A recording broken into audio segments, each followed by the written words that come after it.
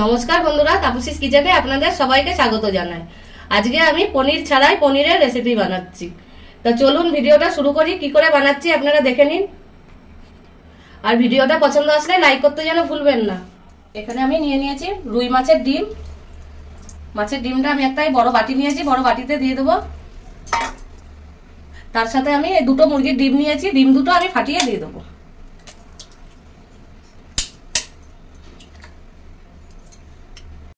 এবার দিয়ে দেবো পেঁয়াজ কুচি। পেঁয়াজ আমি ছোট ছোট করে কুচি করে নিয়েছি। আর দিয়ে দেবো কাঁচা লঙ্কা। ঝালটা আপনারা যেরকম ঝাল পছন্দ করেন সেরকম ঝাল দেবেন। আর দিয়ে দেবো বেসন 2 চামচ। দিয়ে দেবো স্বাদ মতন লবণ।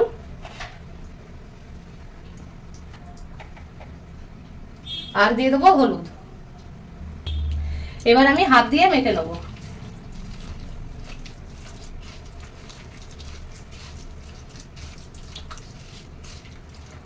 চামচ দিয়ে মাখা যাবে না এটা, ওর জন্য আমি হাত দিয়ে ভালো করে মেখে নিচ্ছি। অনেক সময় মাছের ডিম একভাবে খেতে ভালো লাগে না, এরকম ভাবে বানিয়ে দেখবেন, খেতে ভীষণ ভালো লাগে। মাছের ডিমটা আমার মাখানো হয়ে গেছে। গ্যাসে আমি একটা প্যান বসিয়ে নিয়েছি। প্যানে তেল আগে থাকতেই গরম হতে দিয়েছিলাম। তেল গরম হয়ে গেছে। এবার আমি এই মিশ্রণটা ঢেলে দেবো।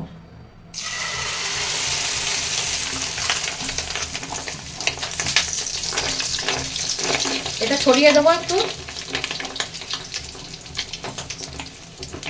বেশ ভালোভাবে যেন ছড়িয়ে যায় চারিদিকে।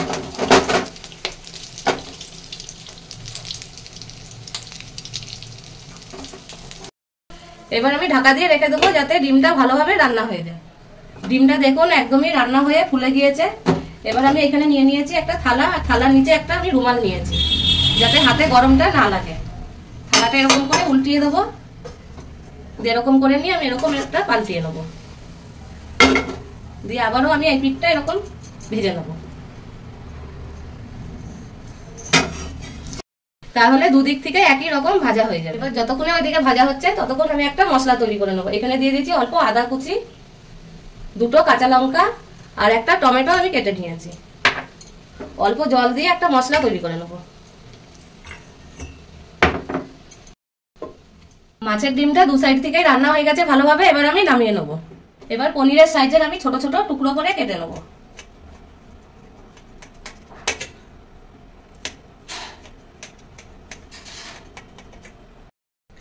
এবার আবার এই দিকটা আমি ঘুরিয়ে নেবো থালাটা দিয়ে, এবার ছোট ছোট টুকরো করে কেটে নেবো।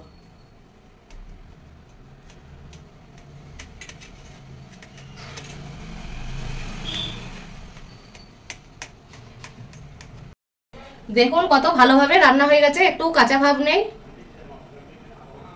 এবার ওই একই প্যানে আমি দিয়ে দেবো অল্প সরষের তেল। আর ফোড়নের জন্য দিয়ে দিচ্ছি অল্প গোটা জিরে আর একটা শুকনো লঙ্কা। ফোড়নটা বেশ ভালোভাবেই ভাজা হয়ে গেছে, সুন্দর একটা সেন্ট বেরিয়েছে। এবার আমি দিয়ে দেবো পেঁয়াজ কুচনো, ছোট ছোট করে কুচি করে নিয়েছি। পেঁয়াজটা একটু ভেজে নেবো। পেঁয়াজ ভাজা হয়ে গেছে। এবার যে মশলাটা করে রেখেছিলাম ওই মশলাটা দিয়ে দেবো।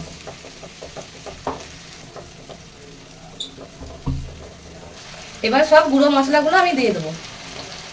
1 চামচ জিরে গুঁড়ো, 1 চামচ ধনে গুঁড়ো, হাফ চামচ হলুদ, স্বাদ মতন লবণ,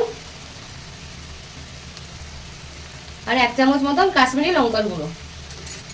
এবার আমি সব মশলাগুলোকে মিশিয়ে নেব। এবার মশলাটা আমি কষিয়ে নেব। মশলা দিয়ে যতক্ষণ কাঁচা ভাবটা না যায় আমি ভালোভাবে কষিয়ে নেব। মশলা দিয়ে তেল ছেড়ে গিয়েছে, মশলাটা ভালোভাবে কষানো হয়ে গেছে। এবার আমি দিয়ে দেবো জল। জলটা একটু বেশিই দেব। আমি এই কাপের 1 কাপ জল দিয়েছি। এই ঝোলটা আমি এবার একটু ফুটতে দেব। ঝোল ফুটে গিয়েছে ভালোভাবে। এবার দিয়ে দেবো আমি হাফ চামচ গরম মশলা। গরম মশলাটা ভালোভাবে মিশিয়ে নেব। এবার দিয়ে দেবো এই যে ডিমটা আমি ভেজে রেখেছিলাম, এই ভেজে রাখা ডিমগুলো আমি দিয়ে দেবো। দেখতে কত সুন্দর লাগছে, একদম পনিরের পিসের মতন লাগছে।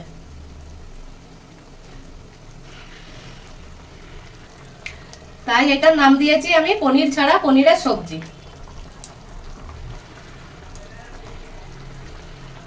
এটা দেখে কেউ বুঝতে পারবে না যে এটা ডিমের সবজি, এটা পনিরের সবজি। আগে খেতে হবে, তবেই বোঝা যাবে যে এটা মাছের ডিমের সবজি। তাতেই আমি বলছি যে আগে আপনারা বাড়িতে বানিয়ে দেখবেন, খেতে কিন্তু খুবই সুন্দর লাগে আর একদম পনিরের মতনই দেখতে লাগে। এবার আমি এটা মিশিয়ে নেবো ভালোভাবে।